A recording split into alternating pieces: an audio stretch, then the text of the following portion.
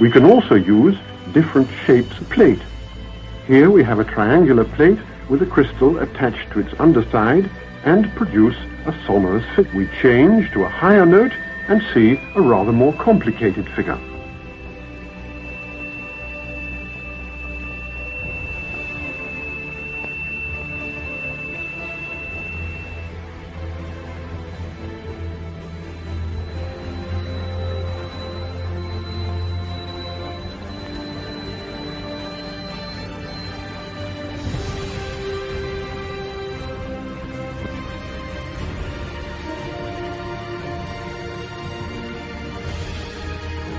To the center of the fields and takes up circular shapes.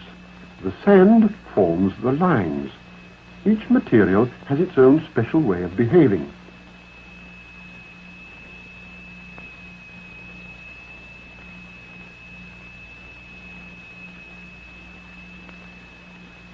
Lycopodium alone, a sonorous figure, transition to a mobile flowing phase,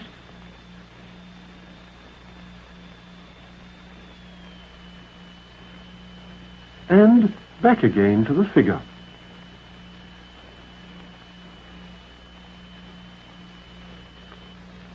The sonorous figures represent stationary waves, but now we can also observe moving waves. Here the sand is flowing in a current.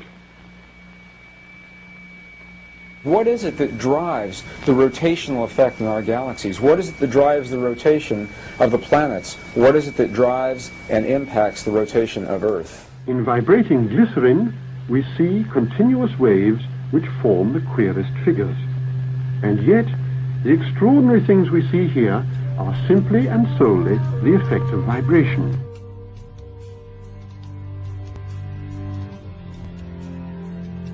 Now, what we've seen up until now are single signals, single frequencies projected into matter. And what you're seeing here now are interference patterns of 2 or more frequencies resulting in a pulse. The pulse of the human heart, the pulse that drives the blood through the veins in your bodies. What is your heart responding to? Where does that pulse come from?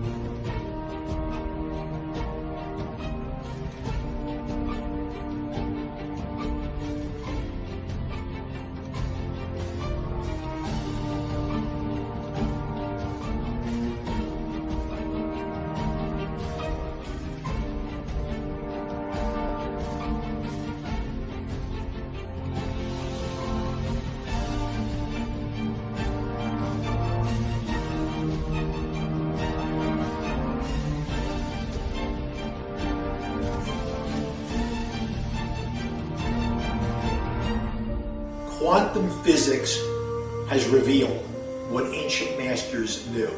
Matter does not exist. The concept of substance arose from the philosophy of Aristotle.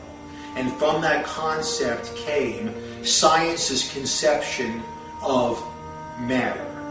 The fact of the matter is that the substance of the universe is consciousness. Belief that the substance of the universe is matter leads to what I call a fear-greed dichotomy, as people in their quiet desperation attempt to accumulate as many material possessions and riches as possible. In fact, the substance of the universe is consciousness. Therefore, it is behavior that is important. Formed an experiment in Manchester that revealed to him the shape of the interior of an atom.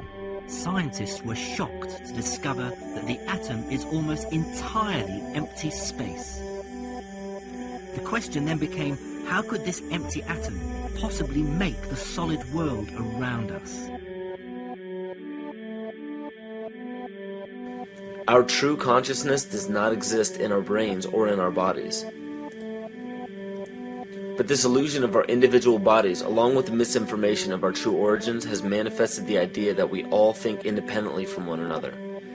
With this misunderstanding, it would seem impossible to scientifically explain telepathy, clairvoyance, spiritual mediums, and other phenomena dealing with transferring information between sources without physical means of communication. But when you understand that there is a common spiritual bond between all things in the universe, and that we are all part of one divine intelligence, no phenomena is unexplainable. The blank matter within the most basic building blocks of perceivable existence is malleable and molded by intent. This means that consciousness shapes our reality. This seems difficult to accept for most, and it is quite understandable. In modern times, we are taught from an early age how to think rationally and tangibly. This is a very left-brain method of education, and it has more harmful effects than is given credit for. The left brain deals with logic, details, facts, patterns, practicality, science, and math, as the right brain deals with feeling, intuition, symbols, images, risk-taking, philosophy, and religion. With a deliberate push for government-controlled educational curriculums, generation after generation of the youth are being taught to focus only on the facts, figures, and numbers. Repetition is used to train children subconsciously to accept what they're learning. Children aren't rewarded for questioning the validity of the information they receive. They are ridiculed. However, the children who blindly accept the information as true and merely regurgitate the information on command when it is time to take a test, those children go on to become the decision makers in our government, law, medicine, business, and every other occupation with power and prestige.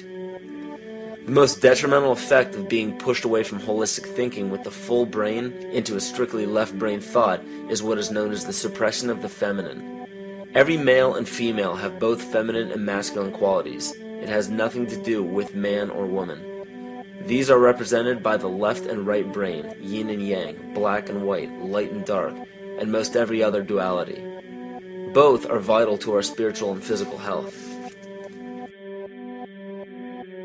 So the intangible parts of our existence, such as emotions, are part of the true reality of higher consciousness. If emotions are part of a realm that we cannot experience with our five senses, then how is it that we are all aware of our emotions? What most people believe to be emotions are not truly the emotion itself. What we are experiencing is the physical manifestation of these emotions. Anger causes disturbance in the psyche, which manifests itself in the ego. These manifestations cause the heart rate to increase, body temperature to rise, and spawn many other physical traits that signify anger. Just as music from the radio is a physical manifestation of an intangible signal, our experience of emotion is the physical manifestation of an intangible signal as well. It has been shown that our emotions have a vibratory frequency to them. Furthermore, there are only two emotions that humankind experiences: fear and love. All other emotions branch either directly or indirectly from these two emotions. Fear has a long and slow frequency vibration to it, while love has a very rapid and high frequency. To show that vibration is the very foundation of existence, Hans Jenne developed what is known as cymatics in the 1940s to show that when vibrations of sound are passed through a form of media, there is a set pattern that will follow. When the frequency increases, the media develops into a more complex pattern. This is precisely what is happening to our Earth and to humanity. There are 64 possible codes of amino acids in our DNA structure made from 4 elements: carbon, oxygen, hydrogen, and nitrogen. By any means of logic, we should have all 64 codes activated within our DNA structure. Yet we presently only have 20 active codes. And of these 64 possibilities, it appears that only 20 of these codes are turned on right now for us, the 20 amino acids. There is a switch that turns off and turns on where those coding sites lie, and that the switch for that turning off and turning on is what we call emotion. And this is the first time that we've ever seen the patterns of emotion directly physically linked to human genetic material. Well, fear is a long, slow wave of emotion. So this wave of fear is a long, slow wave and touches relatively few sites on this DNA. So an individual living in fear is limited to the number of antennae that they have available to them, whereas an individual living in the pattern of love, this is love in DNA, you can see it's a higher frequency, shorter wavelength. We have many more potential sites for coding along that genetic pattern. This information, this is amazing. This is the first time we've ever had a hard digital link between emotion and genetics.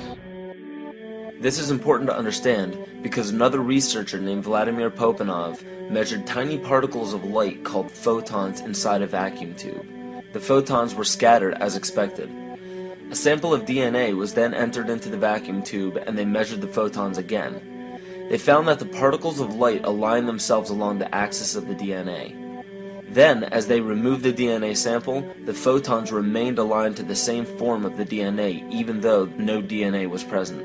This is what is known as the phantom DNA experiment. Science has now bridged a very important gap between physical and ethereal, or spiritual. Our emotions directly affect the structure of our DNA, which directly shapes the physical world we experience every day. So the messages left by the ancients that we've explained here were more than just prophecies about a one-world government or a new world order. We now understand why the study of the heavenly bodies were so important. The rotation and orbit of all that makes up our universe serves as a clock to map changes and transitions. This helped the ancients understand that the change of the heavenly bodies were a mirror to the changes of all existence. Ron Sakeley, Department Chairman, Chemistry, University of California, Berkeley, showed that DNA acts as an antenna for cellular upregulation. The primary function they taught us about what DNA is about. It's a receiver and transmitter of photons, light, and phonon sound. For what? Cellular upregulation, meaning that their water molecules, the pyramid power around the DNA spiral energizing strands, are taking in the spiritual energy of love vibrations and then sending it out for manifesting, precipitating in a quantum field, the physical matter of the body. These are hertz, frequencies, or cycles per second that the musicians can retune their instruments to play and experiment with. Why? Again, these are the Creator's musical scale, the original solfeggio, buried for 3,000 years in the Bible.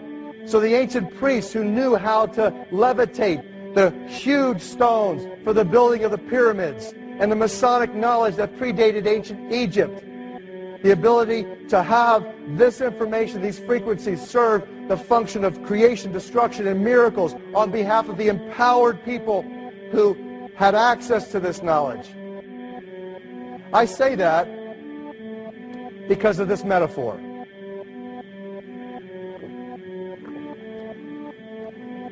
This is the difference between the power of our Creator and anything else, particularly evil. That you can go into a pitch black room full of evil, full of darkness, and light a little candle, and instantly that darkness flees. But you can't do the opposite. You can't go into a well-lit room full of truth and wisdom and righteousness and joy and health and harmony with the universal power. You can't take any amount of darkness and go into that well-lit room and have any effect whatsoever. That is the metaphor which I frequently think of when I think that I'm not empowered. It is the greatest lesson for me, and I think for everybody else, to know that we're on the winning side and that we win in the end.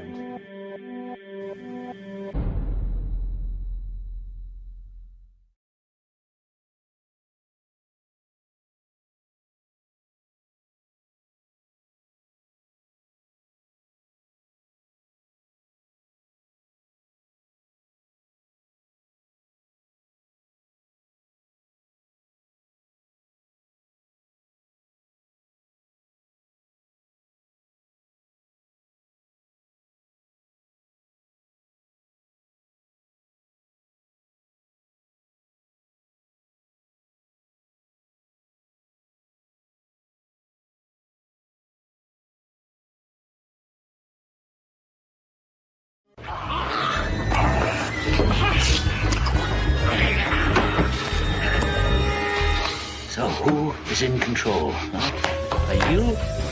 Am I? The guards outside? The warden in his office? Yeah? Who's in control? Testing, testing, testing. 1, 2, 3, 4. Dr. Ethan Powell interviewing Dr. Theo Corder. Now, this will be a very simple test. Pass or fail, life or death. You ready, Jean? Now, you write on this paper what I have taken from you. What have you lost? Write it! Write it! Wrong! You never had control. You only thought you had it. An illusion, tabby bourgeois. What do you control? For sure. Huh? The volume in your stereo, the air conditioning in your car. What else? What else? All right. Another chance. You were nervous. Too much pressure. Try again. What have you lost? What did I take? Write it. Write it!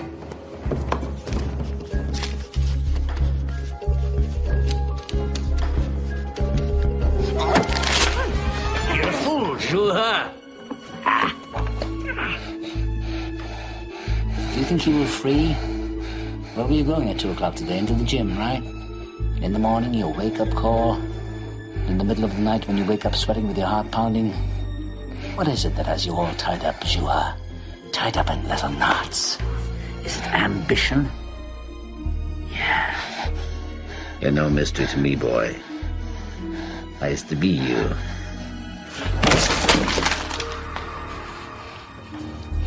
Okay. One last chance. You think I won't do it? That's one psychiatrist less to the world. I'm already deep in the pit, so what can they do to me? Last try. Get it right. What have you lost? What did I take from you? Write it.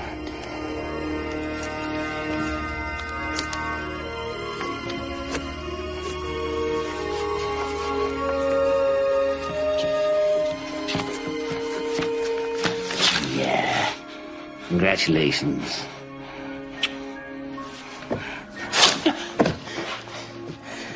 You're a student after all. And you've lost nothing but your illusions and a little bit of skin. I want to finish this. Finish what? Telling you what I know. What makes you think what you know is any different than what other people know? I had different teachers.